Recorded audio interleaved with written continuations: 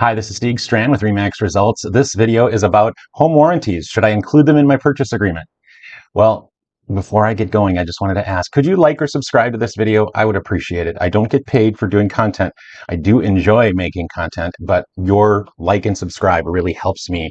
About 10% of purchase agreements that get to closing have a home warranty included, a home warranty that the seller pays for. By the way, it doesn't have to be the seller, but a lot of times it is because it's something that the seller might want to do because it lowers their liability later, or their squawky on the phone call problems.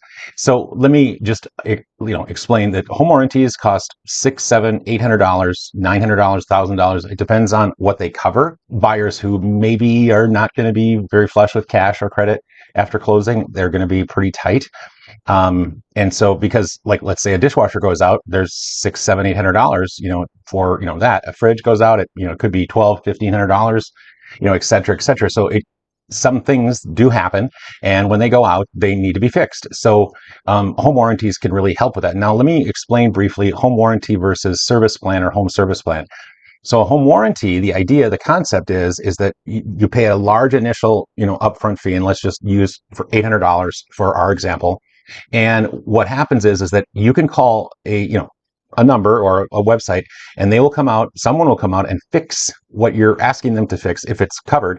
And you just have to pay a co-pay or like a deductible. And that is generally $75 or $100. And sometimes it's a little bit more, but let's just say it's $100.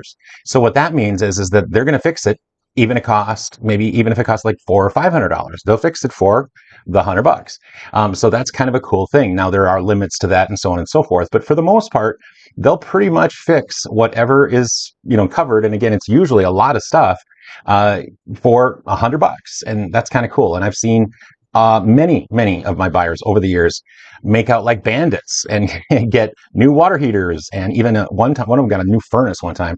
That was kind of cool.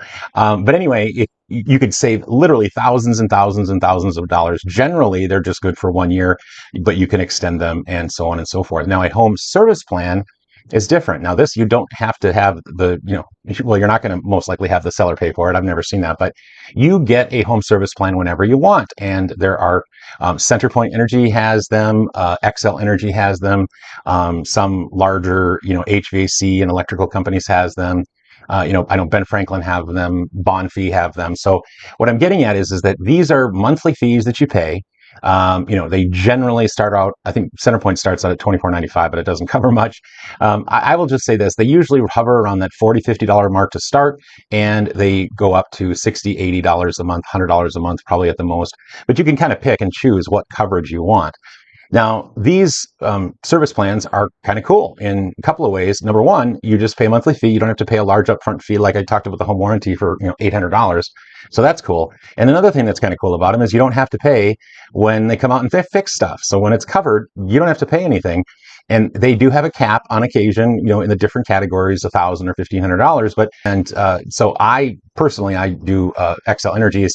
I had CenterPoint for a number of years, and I was just really impressed with XL Energies. They used to be called Home Smart, and now they are called Home Serve, and their prices have gone up. But in the end, it doesn't really matter. If you want to get something fixed, you have to pay for it.